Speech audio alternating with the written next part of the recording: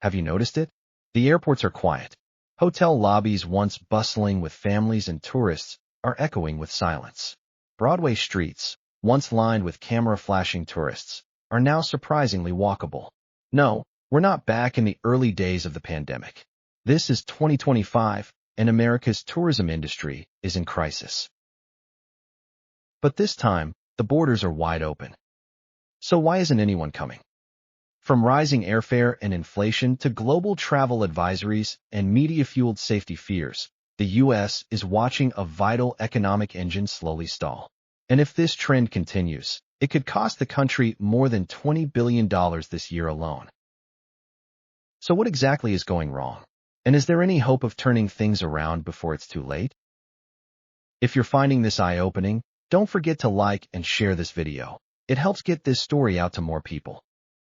Every summer, cities like New York, Orlando, Las Vegas, and San Francisco explode with tourists. But this year, something feels off. Major airports across the country are running below capacity. TSA checkpoint data reveals fewer passengers. Even hotel chains are reporting unusually low occupancy. It's not an isolated issue. This is happening coast to coast. And here's where it gets alarming. International arrivals are down 14% compared to last year. Now, 14% may not sound like much at first, but in the tourism industry, every percent loss translates into roughly $1.8 billion. Multiply that, and you're staring down the barrel of a $21 billion loss for 2025 alone. This isn't just a slowdown. It's a shockwave, one that's threatening an industry that supports over 9 million American jobs.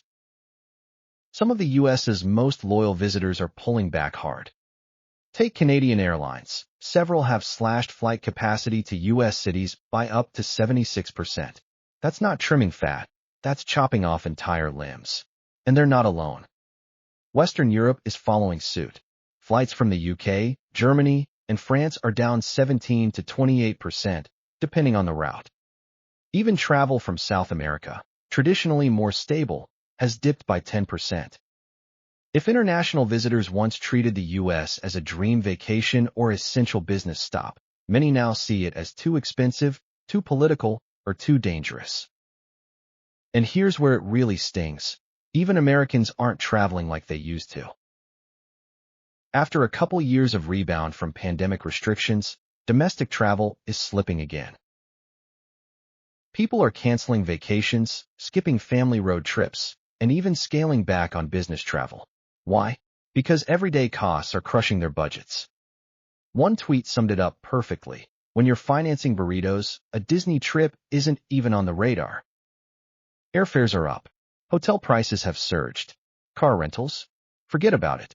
The middle class, once the lifeblood of domestic tourism, is now sitting this one out. It's not just one issue. It's a storm of them, converging all at once. America's image abroad has taken a hit. Travel advisories from Canada, the UK, and China are urging caution, citing everything from gun violence to political instability. For many foreign travelers, a trip to the U.S. now carries a risk advisory that's hard to ignore. News headlines filled with stories of mass shootings, civil unrest, and public safety failures have painted a grim picture. Whether these concerns are overblown or not, perception is reality in tourism, and right now, America is being perceived as unsafe. And of course, inflation continues to haunt travelers. Gas, food, lodging, all of it costs more. With money tight, even Americans are cutting back. The tourism industry is getting squeezed from both sides, foreign and domestic. The ripple effects are being felt far beyond the airline counters. Las Vegas is seeing an 8% drop in visitor numbers. That might sound small, but it means thousands of empty hotel rooms every night and millions in lost revenue. Casinos, which live and die by foot traffic, are down around 5%. New York expects to lose as many as 3 million visitors this year. That's a huge blow for a city where tourism fuels everything from restaurants and theaters to museums and retailers. Whether it's an ice cream stand on the beach or a family-run gift shop in a small town, small businesses across the country are hurting. After barely surviving the pandemic, many now face another existential threat. To adjust for decreased demand, airlines are cutting flights and laying off workers. Travel agents, hotel staff, tour guides, and transportation workers are seeing reduced hours or no work at all. Hey, if you've got thoughts on this, whether you've noticed these changes or are personally affected, drop a comment below. I'd love to hear from you and see how widespread this really is. It certainly looks familiar: empty airports, canceled trips, economic anxiety. But in 2020, we had a virus and government mandates to blame. Today, borders are open, flights are running, theme parks are welcoming guests. The infrastructure is ready, but people aren't showing up. That's the scary part. Because this isn't a supply problem, it's a demand problem. And rebuilding demand means rebuilding trust, affordability, and America's global reputation. That takes time. Underscore.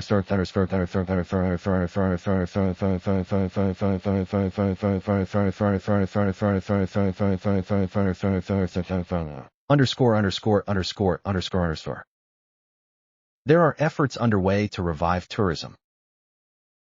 New ads from U.S. travel organizations aim to soften the country's image, highlighting fun family vacations, scenic routes, and cultural richness. But image campaigns only go so far when headlines are working against them. Customs and Border Protection is trying to make arrivals smoother for international visitors with better pre-clearance systems and faster screening.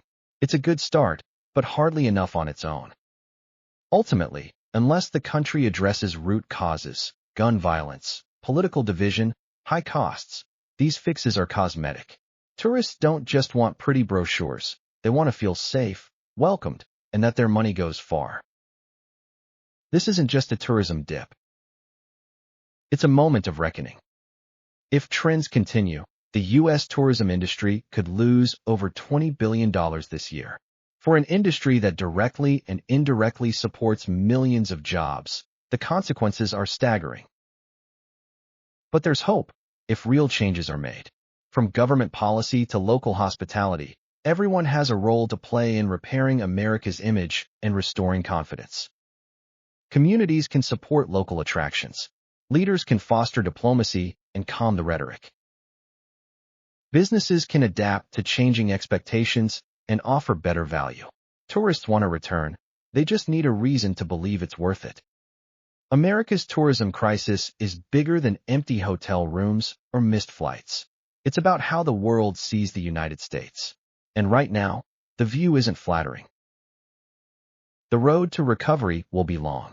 But if the right steps are taken now, steps rooted in safety, economic relief, and global cooperation, then perhaps, in the not-too-distant future, we'll hear the sound of rolling luggage, laughter on sidewalks, and camera clicks once again. If you found this video informative, please hit the like button, subscribe, and ring that notification bell so you don't miss our next deep dive. Thanks so much for watching, and let's hope brighter travel days are ahead for everyone.